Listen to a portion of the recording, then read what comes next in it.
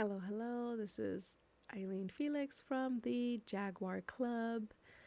And I just want to reiterate the idea of changing the gun laws age limit to 25.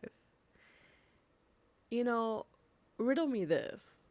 How can you buy, how are you allowed to buy alcohol, cigarettes, which are self harming and have been proven to cause cancer, heart disease, all kinds of stuff, liver problems, and your brain doesn't even stop developing until you're 25. Yet you can't get a rental car because rental car companies don't trust you enough to rent a car because statistics show that people under 25 get into the most car accidents. Yet, riddle me this. Yet, you can buy a gun. A gun that statistically has been used, a specific type of gun that has been used to mass shoot the public. And I don't think it's coincidental anymore that first player shooter games are, in the last years been created. There's so many Call of Duties. There's so many what was the other one? The Xbox one? I don't remember right now. But there's so many first player shooter games. BioShock, all these zombie games, all this stuff that these young guys pay attention to play, where they're literally practicing, I guess, and getting a thrill off of the idea of killing, even though it's like a game. I get it, it's just a game. Yet, I don't think it's a coincidence anymore, guys, that there's so many mass shooters in the last couple years. Also, apparently, like social media at the same time, 2013-14, studies show that it was actually increased the amount of mass shooters with social media started getting really big, specifically like Instagram 2013-14, and Facebook and MySpace and all that stuff. And a lot of this time, a lot of the times, excuse my slurring, I was drinking earlier. A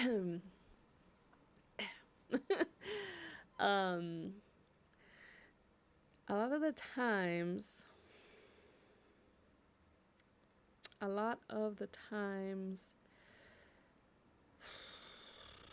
it's like so difficult to talk about, A lot of the times, these mass shooters are under 25, so obviously something in their brain ain't right, and they shouldn't be able to purchase these weapons of mass destruction.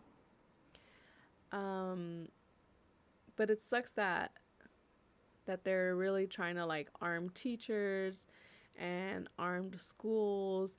And yes, this is something that happens in the US a lot more than anywhere else. Like literally the US is number 1 in mass shooters. It's not number 1 in healthcare. It's not number 1 in longest living people. It's not number 1 in maternity care.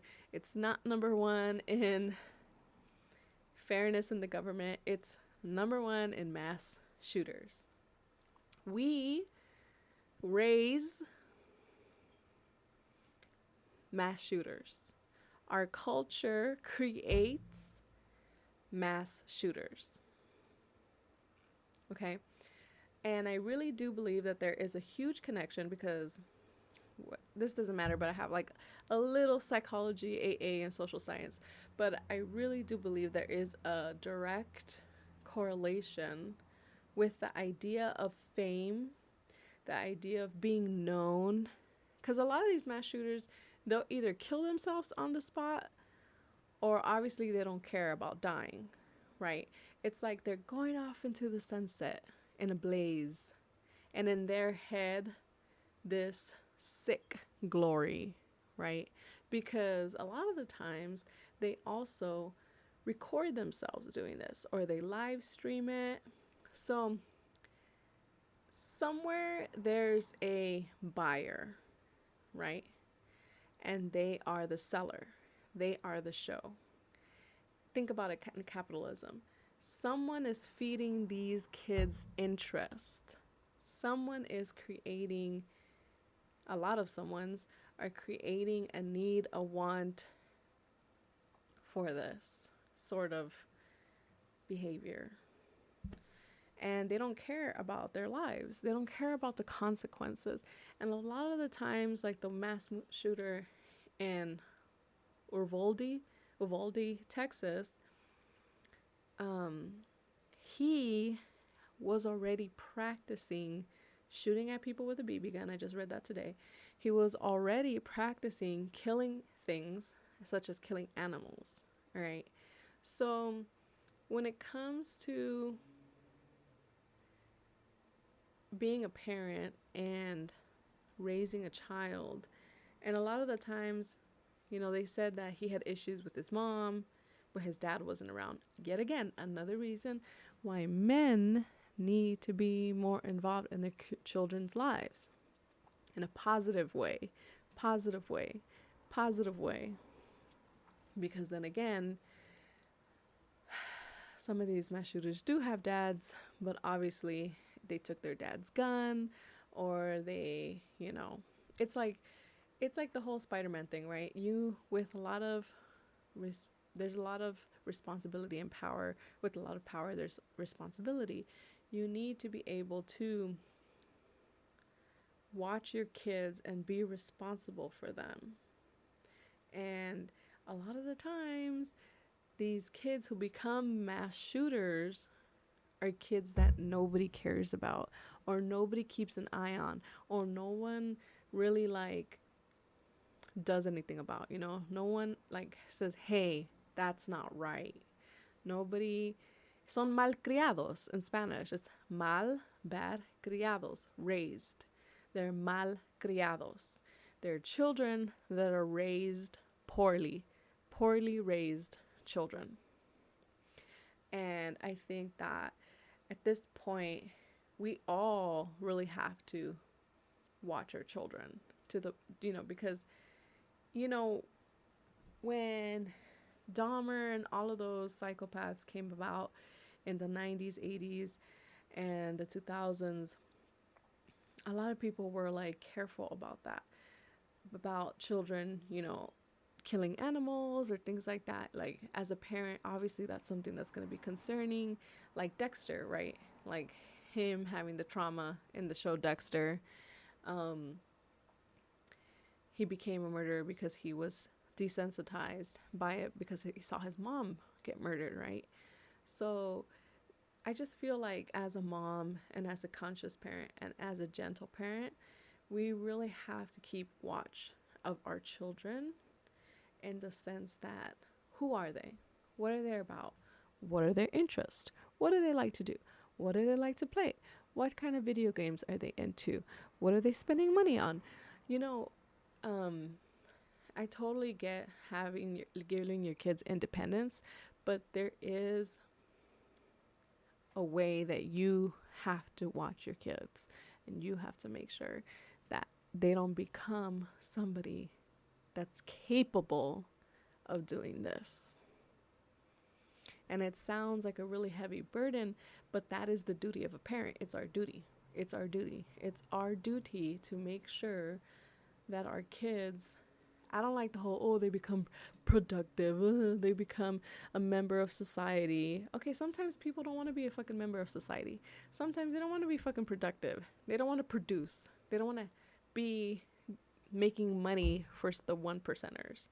They want to live their own lives, doing their own thing, sharing their creativity, doing what they love, like, you know, constructive things, like the arts and dancing and coloring and painting and sandcastle building and ice sculptures and driving race cars and, you know, things that don't involve guns. things that don't involve objects that you can use to kill people or yourself. With great power comes responsibility. We have the power as parents to mold our children, and we need to take that power back, because this whole working, money, money, money, you know,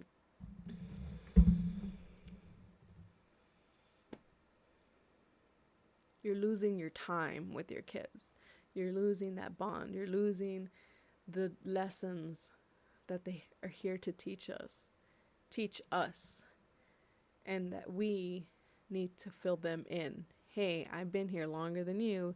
Hey, by the way, you know, try this with this, eat that with that. Vitamins are good for you. Let's be active. Let's drink water. Let's drink less soda. Let's not have that much soda. That's really bad for us. We don't want to become diabetic when we're older. Let's eat healthier. Let's try this fruit. This is a new fruit. This is a different fruit. You know, let's make pies. Let's make cookies. Let's make cakes. Let's build things. Let's engineer things. Let's have a race. Let's have a competition that doesn't involve guns and doesn't involve using weapons that can hurt people. Por favor. Por favor, por favor, por favor. And I feel terrible. This is not going to go away. This is not going to go away. There's more things that are being learned, more details that are horrifying. You know, people have made mistakes. The police chief department, he has made a huge error by not allowing the police officers to go in to stop the assailant, by allowing another police officer to cry for help, which left the children in the room vulnerable for the shooter to find them and kill them, you know, to the point that our children have to tell their friends, we need to hide. Shh, stay quiet, don't say anything, he's going to find us. It's like we're the predators now. We've become the predators. We got rid of saber-toothed tigers, we got rid of mammoths, we got rid of lions and bears and anything else that's on the endangered list. They're going down within the next 100 years. Yet there's us, and we are creating and feeding the predators now.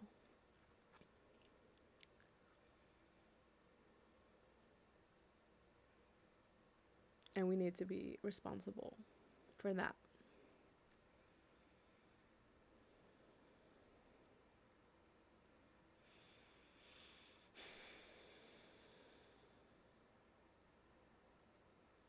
And we're not going to let this go. The Latino community holds grudges, and we're not going to let this go. We're not going to let this go. We're going to take all of you guys down. You will no longer be able to run for office, and your name is a stain upon this land because of the responsibilities. I just went to Houston, Texas, too, like a couple weeks ago.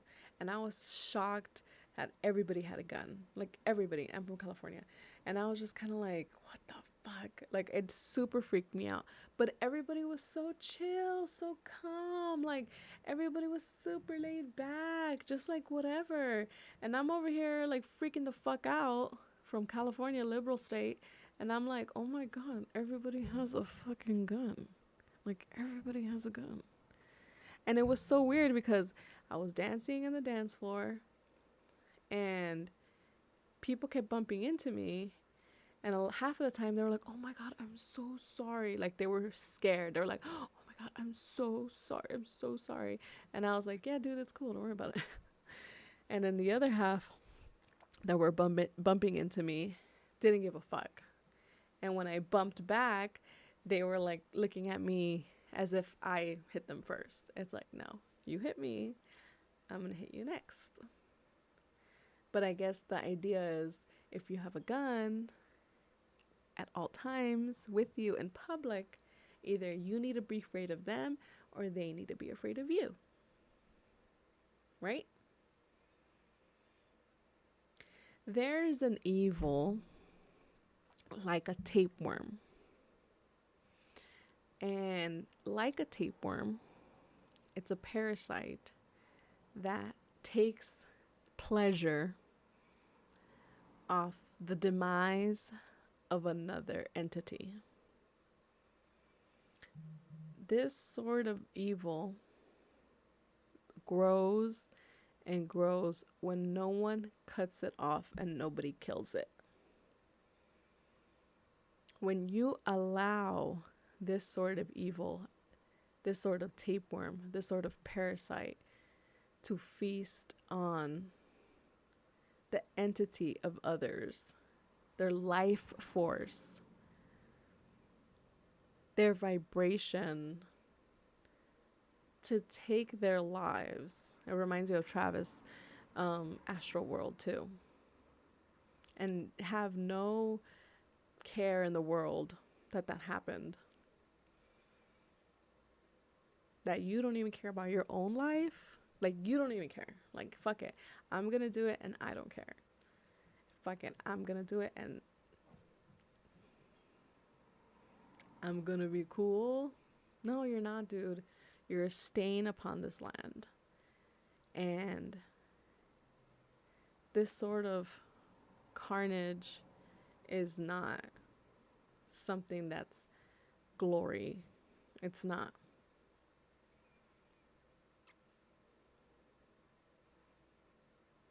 You're implanting, when you do things like that, evil shit like that, you're implanting the seeds for more evil shit. For the next level of tapeworm to evolve. You know, it snowballs. It's not like, oh, I'm the baddest boss. No, a bigger boss comes, and a bigger boss, and a bigger boss.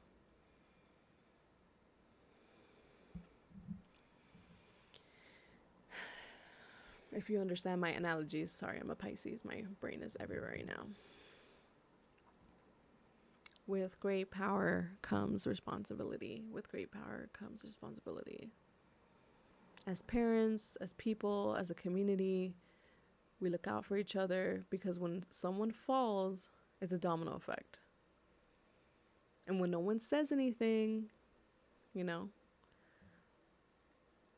hey, that kid's doing this, hey, that kid's doing that, someone should do something. Someone should talk to them. Someone should bring awareness. You know, it's messed up. I feel so bad. I feel so bad for the parents. Like, that's there's no word for losing a child. Like, there's literally no word. There's a word for losing your parent, for losing your spouse, for anything else, but not a child. You know, in such a tragic way, preventable way. It's like you have to become a warrior. Your story has to become a warrior, a beacon, so that you will stand up, so that this doesn't happen again, and that you could share your story of heartbreak. And it's terrible, because it's like, that's how you have to do it. That's how you have to share your message. You can't just, you have to share it. You have to share your vulnerability and your grief, and that's painful. That's so painful. And most people don't have it in them. They don't have it in them. They don't have it in them to share and share the grief and share the grief and share the grief and their pain. Like, if that, oh my God, if that something like that happened to me with my son,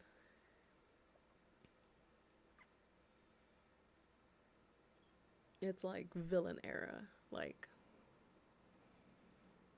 everyone's going down. Everybody. The mayor, the officer in charge, the police department, their funding, their bonuses, the things they care about, the things they love. They took something that I loved. And Latin people don't forget, and we hold grudges.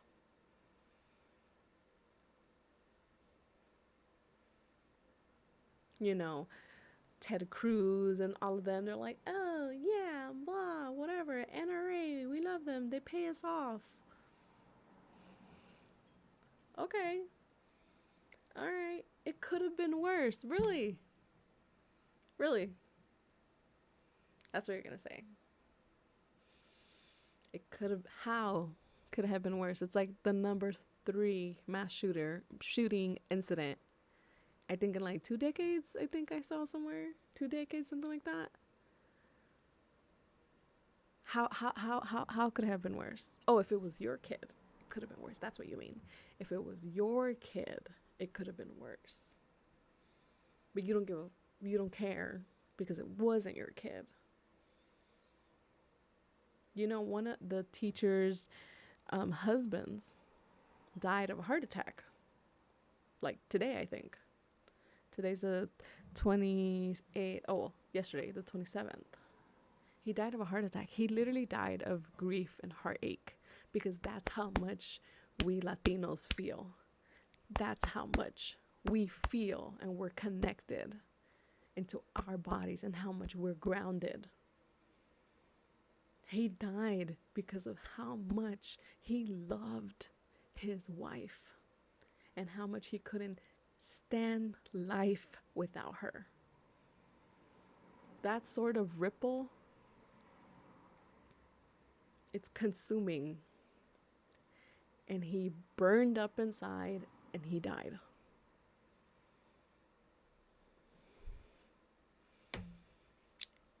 It's not over, my friends. It's definitely not over. There will be hell to pay. And everyone involved is going to pay it. Just saying. This is the Jaguar Club. My name is Eileen Felix. I'm a mother. I'm from Los Angeles. And I'm a professional massage therapist with a lot of thoughts.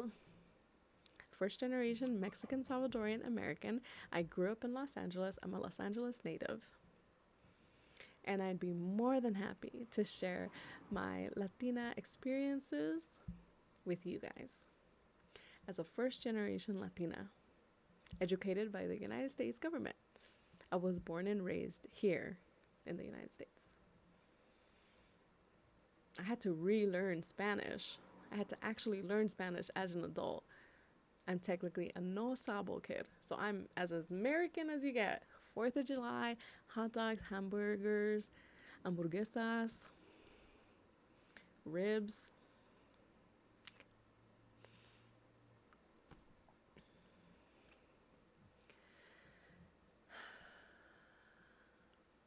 As a parent, I'm heartbroken. I'm really sorry about the loss, and it will not be for nothing. I can say that it will not be for nothing. We need to campaign and change the age limit. The same as cars, 25. Or you know what? 30. Why not? 30 minimum. You need to be 30 years old so that your brain can develop by 25. You can get your resources, get your shit together. You'll probably have a kid then. Then you'll actually give a shit about people's kids because you'll have a kid. And a lot of these mass murders don't have kids. They're 18, 19, 20-year-olds, under 25-year-old pricks. Douchebags. Selfish.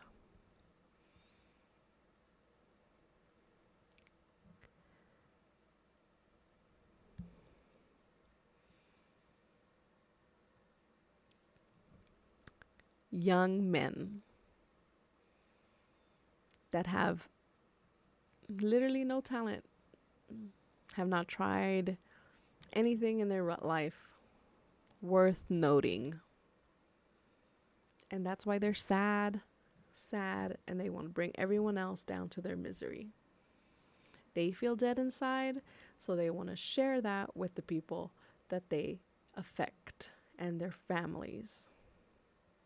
And that sort of evil needs to be stopped, and it needs to be eradicated to the point that it won't be possible to happen. This is Eileen Felix.